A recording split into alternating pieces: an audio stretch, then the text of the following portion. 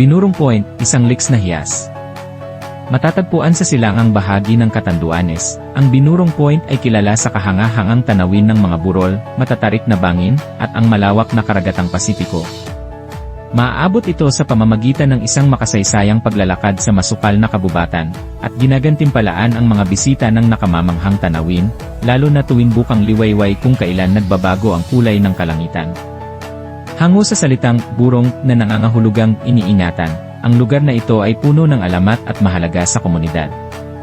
Ang mga lokal na tagapaggabay ay nagbabahagi ng mga kwento, habang sinisiguro ang pangangalaga sa liks na kagandahan ng lugar. Taglay ang tahimik na kapaligiran at kahanga-hangang tanawin, ang Binurong Point ay higit pa sa isang destinasyon, ito ay isang karanasan ng kapayapaan at koneksyon sa kalikasan. Isang dapat puntahan para sa mga naghahanap ng pakikipagsapalaran at kapayapaan.